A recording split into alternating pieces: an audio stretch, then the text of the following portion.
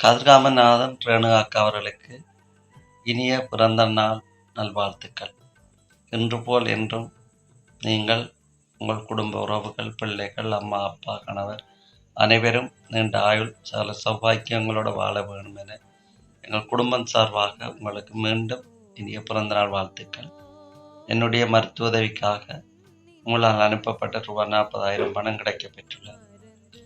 அந்த வகையில் உங்களுக்கு எங்களுடைய குடும்பம் சார்பாகவும் எனது இதயபூர்வமான நன்றிகளை தெரிவித்துக் கொள்கின்றேன். தாயக மக்களுக்காக பல சிரமங்களுக்கு மத்தியில் உங்களுடைய உதவிகள் பல வகையிலும் நீங்கள் செய்து கொண்டிருக்கின்றீர்கள். உங்களை போன்ற நல்லுறவுகளும் செய்து கொண்டிருக்கிறார்கள். அந்த வகையில் இதனை பெற்று தந்த நான் உங்களுக்கு என்னுடைய நன்றிகள். 2 தினங்களுக்கு முன் வைத்தியசாலைக்கு சென்று வந்தபடியே இதை என்னால் எழும்பியிருந்து பேச முடியாமல் இருக்க, அடுத்த ஆப்ரேஷனுக்காக சில வேலையை செய்து விட்டுருக்கிறாங்க. அந்த அடிப்படையில் தான் நான் படுக்கையில் இருந்து பேசுகின்றேன்.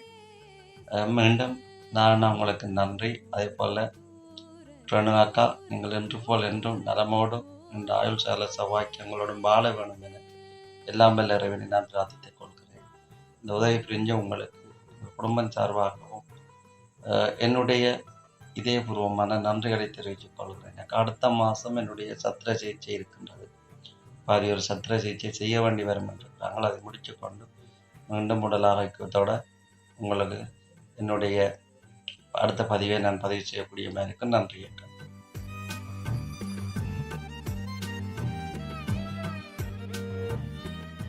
வணக்கம்.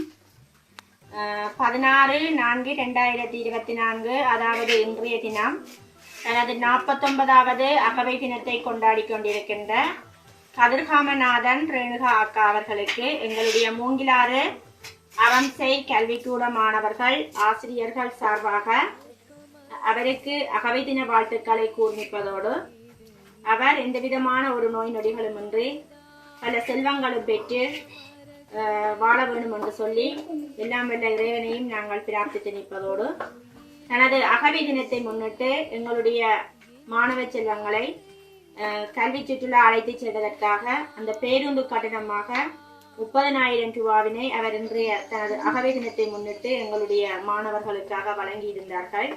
ஆகவே அவரது குடும்பத்தினருக்கும் அவர்களுக்கும் மீண்டும் எங்களுடைய மாணவர்கள் ஆசிரியர்கள் சார்பாக அகவை தின வாழ்த்துக்களையும் நன்றிகளையும் கூறி நிற்கின்றோம்.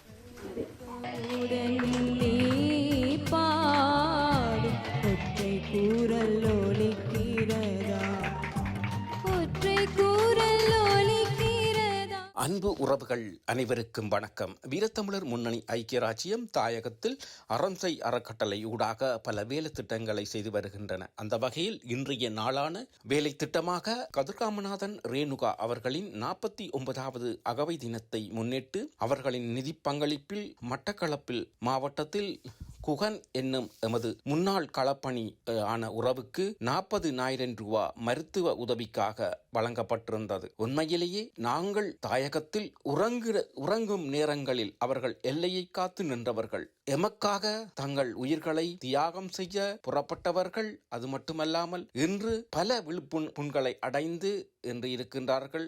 அவர்களுக்கு நாங்கள் இப்படியான மருத்துவ உதவிகளை கட்டாயம் செய்து கொடுக்க வேண்டும் என்பது வீரத்தமிழர் முன்னணி ஐக்கிய ராச்சியத்தின் அறம்சை அறக்கட்டளையின் ஒரு கட்டளையாக இருக்கின்றது. அது மட்டுமல்லாமல் மூங்கிலாறு மாலை நேர இலவச பாடசாலையில் மிகவும் வறுமை கோட்டில் கல்வி கற்றுக் கொண்டிருக்கும் அந்த மாணவ செல்வங்களை கல்வி சம்பந்தமான ஒரு சுற்றுலா செல்வதற்கு அவர்களுக்கான போக்குவரத்து வசதிக்காக பொருளாதார உதவிகள் கேட்டிருந்தார்கள்.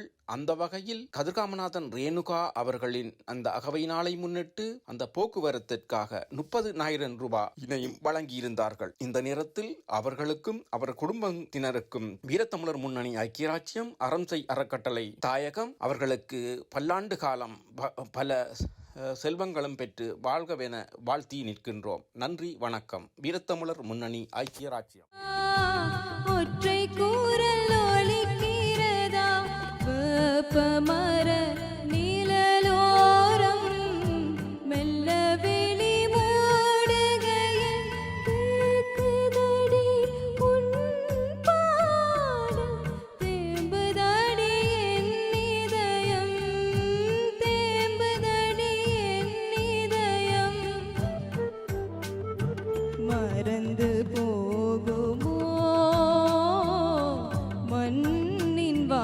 வாசனை